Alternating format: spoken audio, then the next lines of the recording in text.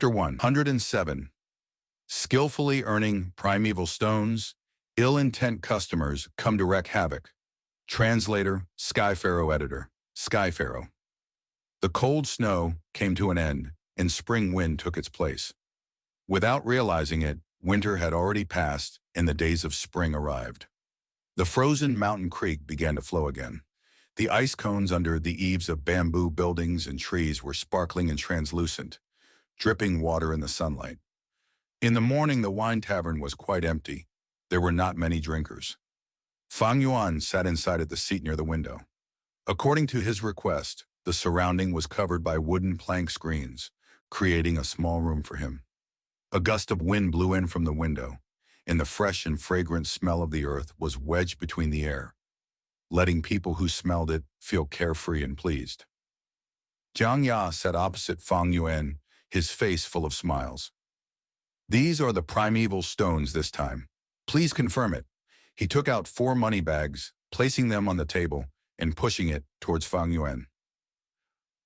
What was inside the money bag was naturally primeval stones.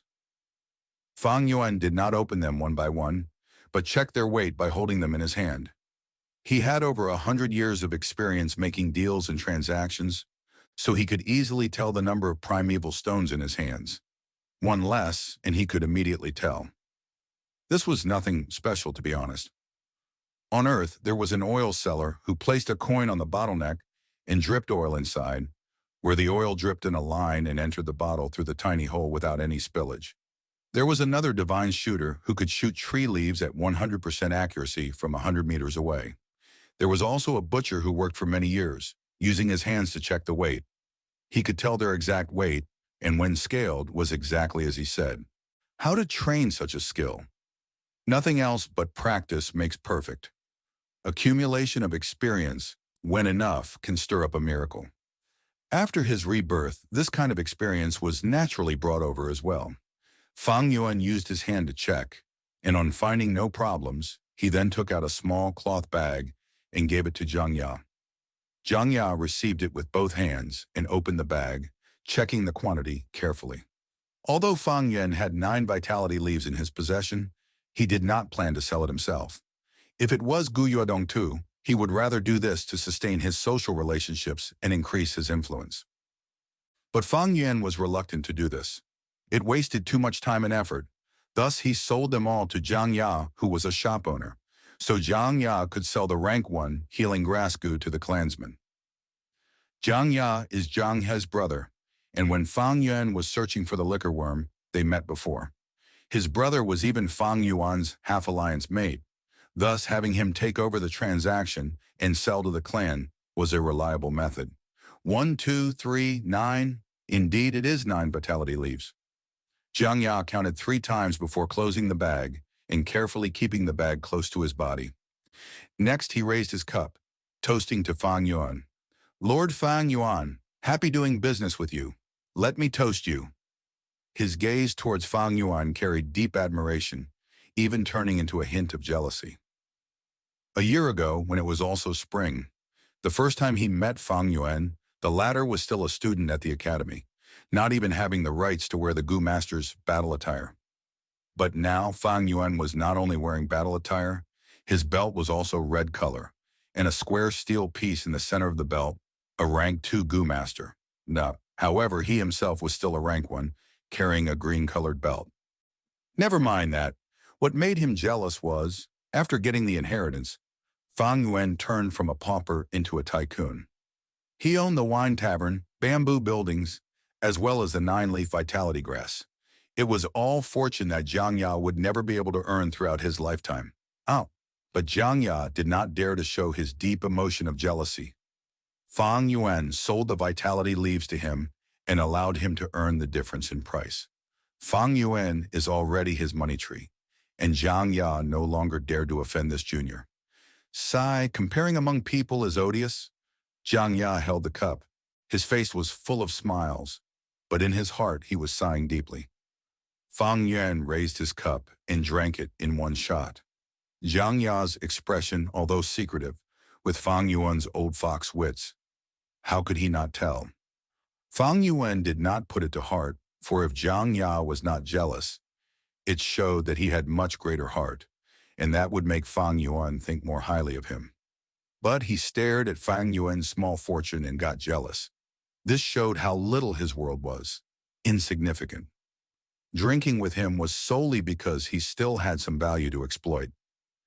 Jiang Ya put down the cup, excitedly saying, "The clan's vitality leaves are sold at 55 primeval stones apiece.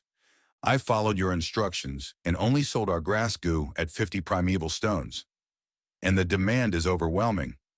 Lord, why don't you make more leaves daily? That way we can earn much more." Fang Yuan listened and slowly shook his head, rejecting outright. "No, creating 9 leaves is already my limit. It is already wasting much of my cultivating time." This was the difference between Fang Yuan and a mere frog like Jiang Ya. In Fang Yuan's perspective, primeval stones were just a cultivating resource, a tool. It is all for his cultivating needs. However, Jiang Ya treated primeval stones as his life goal. Thus he cultivates in order to earn more primeval stones. But even if Fang Yuan only made 9 leaves a day, he could earn 400 primeval stones daily, and with the accumulation, the fortune in his hands also grew to an amazing level. Seeing Fang Yuan's rejection, Jiang Ya did not dare to push his luck, only moving his lips in pity, then continuing to pour wine for Fang Yuan enthusiastically, and then for himself. "Indeed," he exclaimed, "Lord has such great fortune. You do not have to waste time and effort daily. In my opinion, why does Lord have to stay in that poor old rented flat? Why don't you empty out a bamboo building and stay there yourself? Then marrying a beautiful wife and having 7 or 8 family servants to take care of you. That is truly the dream life." Fang Yuan laughed lightly, not saying anything. How could a farmer understand the ambitions of the conqueror? He turned around, looking outside the window. House after house, the bamboo roofs had remnant snow, bathing under the bright and beautiful light of spring. Far away was a willow tree, the branches of yellow-green soft leaves rolling down, gently swishing in the soft spring breeze. Fang Yuan's gaze was slightly blank as he thought about his current predicament. After solving the problem of Fang Zhong, the family asset could be said to be in the bag. The white jade goo and moonglow goo were successfully refined. He now covered attack and defense. What came next was the liquor worm. But the liquor worm was troublesome. To refine the 4-flavor liquor worm, he needed a second liquor worm, as well as sweet, sour, bitter, and spicy 4 types of wine. These things he had no idea where to get. "I definitely have to refine the liquor worm. Without it, my progress will be slower by at least half. But to refine the 4-flavor liquor worm, I will need to wait for the caravan and borrow that chance to showcase my white jade goo. That way I can show off my true fighting strength and stop hiding my abilities." Fang Yuan had the moonglow goo and the white jade goo. Together with his 500 years of combat experience, he was stronger than most rank 2 goo masters. Slightly famous group leaders like Sickly Snake, Jiao San, if fighting one-on-one with Fang Yuan, might not be his match. But against Qishan, Mo Yan, and Qing Shu, Fang Yuan was still weaker. One was insufficient cultivation level. Fang Yuan was only a rank 2 initial stage, but they were upper or even peak stage. Next was the lack of strong goo worms. Fang Yuan only had 2 battle goo worms, but they all had at least 3 and even hidden trump cards. Among the same age group, Fang Zhong, Mo Bi, and Qi Cheng were already showing their dominance, no doubt. Especially Fang Zhong. Now that he had obtained the rank 2 moon raiment, he already has the ability to fight with Fang Yuan.